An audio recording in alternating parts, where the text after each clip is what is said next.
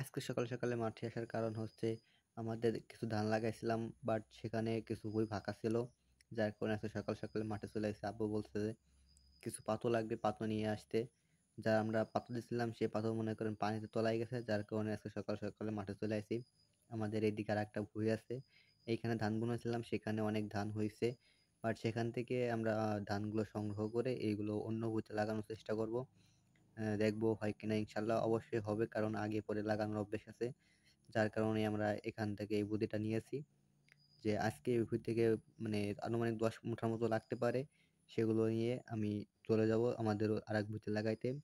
এইগুলো চারাগুলো অনেক সুন্দর, বাট এই চারাগুলো অনেক শক্ত, ওঠে না, হাতে টান দিলে ওঠে না। যার কারণে একটু সমস্যা, প্রবলেম ফেস করতে হয়। বাট কোনো ব্যাপার না, এটা উঠাতে হবে, কারণ অনেক সময় যে টান দিলে মনে করেন ছিঁড়ে যায়। কিন্তু অনেকটাই ছিঁড়ে গেছে, এরকম অনেকগুলো ছিঁড়ে যায়, যার কারণে একটু সাবধানে উঠাতে হয়, গুঁড়া ধরে উঠাতে হয়।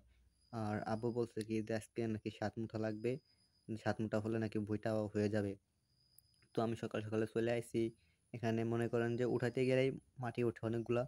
যাক, এটা কোনো ব্যাপার না, এখানে অনেক বড় এখানে ভুঁই আছে প্রায় 40% এইগুলো ভুঁই আমরা এখান থেকে নিয়েছি, আগে নিয়েছি 160 মুঠা। সেখান থেকে নেওয়ার পর মনে করেন ভুঁইটা পুরো সম্পূর্ণ হইতে পারিনি, আর সেখানে ভুঁই হচ্ছে মানে যে ভুঁইটা লাগাবো আমরা সেই ভুঁইটা হচ্ছে মনে করেন 22%। সেখানে হয়েছে মানে 18% মতো হয়েছে 100 মুঠায়। আর বাকি কয় মুঠা লাগবে তো অন্য কোথাও মানে অন্য জায়গা থেকে নিয়েছিলাম, আর এখান থেকে নাকি 7 মুঠা নিলে হয়ে যাবে।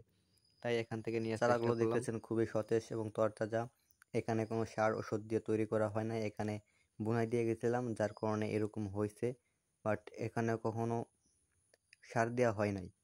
আর এই ভুঁইটা সমস্যা হচ্ছে কি মানে পুরো লম্বা ভুঁই তো, যার কারণে অর্ধেকটায় পানি আসছে, আর উপর থেকে এই ভুঁইটা একটু ঢাল আছে। উপর থেকে যেগুলো বুনেছিলাম সবগুলো বৃষ্টির পানিতে ধুয়ে নিচে চলে আসে, যার কারণে নিচে অতিরিক্ত হয়েছে। তো এখান থেকে অনেকগুলো উঠে নিয়ে যায় লাগালাম, তারপর চলে আসলাম সেগুলো লাগাইছিলাম, সেগুলো মনে করেন করতে পারি নাই, ভিডিও করতে পারি নাই। তো আজকে চলে আসলাম এখানে আবার, তারপর পরে চলে আসছি এখানে যে পার্টগুলো করতে, এই পার্টগুলো নিতে হবে, একা একাই নিতে হবে, কারণ আমার দাদা কেটে গেছে। এখানে আছে 180টি পার্ট, 180টি পার্ট খালি নামাইতে হবে, মানে দাগ পাতা বসানোর জন্য দাগ দিতে হবে। তো এই ফাঁকে একটু ভিডিও করে নিলাম।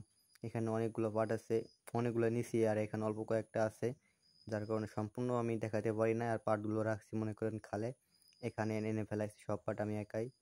তো আর আরেকটা কাজ দিয়ে গেছে আমার আব্বু, যে দুপুর পরে এটা গোসল করার পর মনে করেন পাট নাড়ে দিয়ে গেছিলাম কালকে সন্ধ্যার দিকে, সেই পাটগুলো শুকিয়ে গেছে এবং সেই পাটগুলো একটু মনে করেন মুড়া বাঁধতে হবে, মানে গুল্লা বাঁধতে হবে, টিনাটি করে একটা ধরা বাঁধতে হবে।